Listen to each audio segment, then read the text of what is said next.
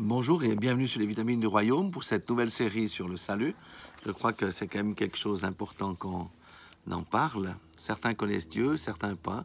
Certains connaissent Dieu mais ne connaissent pas toutes les finesses aussi ou ont besoin d'enseignements là-dessus. Alors d'abord, qu'est-ce que le salut?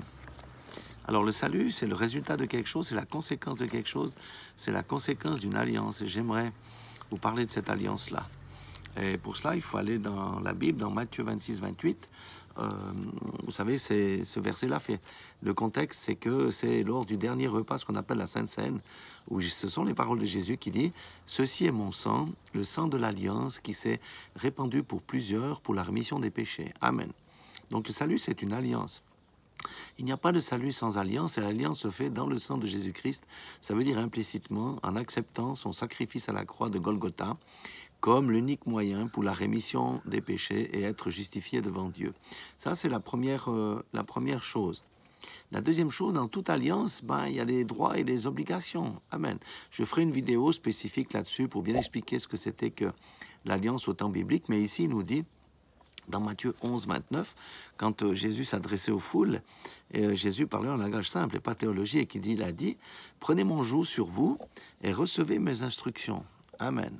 Car je suis doux et humble de cœur, et vous trouverez du repos pour vos âmes.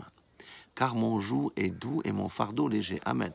Qu'est-ce que ça veut dire? Vous savez que aujourd'hui, nous vivons dans des temps où de tout temps, l'homme a vécu des périodes difficiles et l'homme est fatigué de se battre contre lui-même, fatigué de se battre contre sa mauvaise humeur, fatigué de se battre contre ses vices et toutes ces choses, contre les aléas de la vie, parce qu'il compte sur lui-même pour pouvoir trouver des solutions à ses problèmes. Or, dans l'Alliance, le Seigneur dit, oui, même, je prends un exemple, quelqu'un qui est dans la dépression, quelqu'un qui est dans le non-pardon, le Seigneur dit, prends sur moi ton joug, reçois mes instructions, je vais t'expliquer comment tu vas te sortir de là.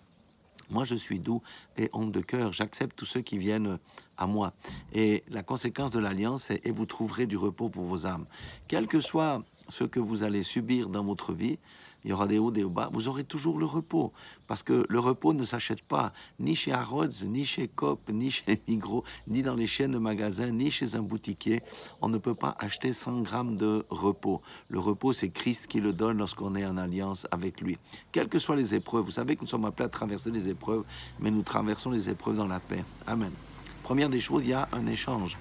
Je reçois ces instructions et vous savez que les instructions du Seigneur sont simples. Il n'y en a pas des masses. C'est mettre Dieu à la première place dans sa vie et aimer son prochain comme soi-même. C'est cela.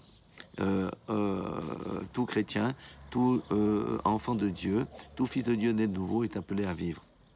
Nous allons voir un troisième verset dans 2 Corinthiens 5, 17 où il dit « Si quelqu'un est en Christ, c'est par l'alliance qu'on entre en Christ, amen, dans l'union spirituelle. Il est une nouvelle créature ou une nouvelle création selon les versions. Les choses anciennes sont passées, voici toutes choses sont devenues nouvelles. » Ça veut dire qu'avant, si je marchais au nord, maintenant je vais au sud. Si j'allais à l'est, je vais maintenant à l'ouest.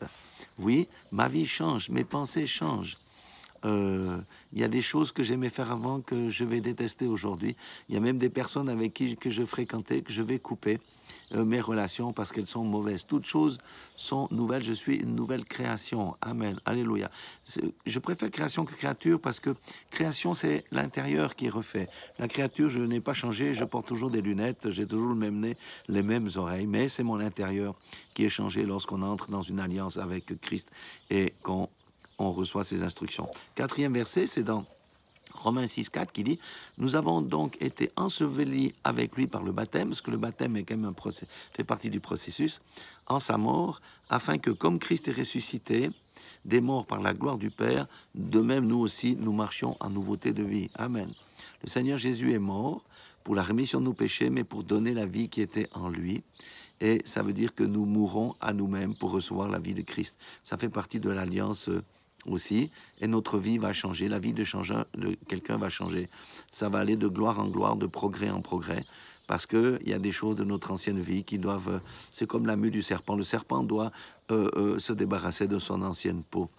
Et le dernier verset que je dirais pour conclure cette petite partie sur les alliances, Romains 6,6, il dit, sachant que notre vieil homme a été crucifié avec lui, ça veut dire mon ancienne nature a été crucifiée avec Christ à la croix de Golgotha, afin que le corps du péché soit détruit. Jésus est venu, on le verra dans une autre vidéo, pour régler le problème du péché sur la terre, pour régler le problème du péché dans ceux qui sont entrés en alliance avec lui, afin que nous ne soyons plus esclaves du péché. Le péché détruit les vies.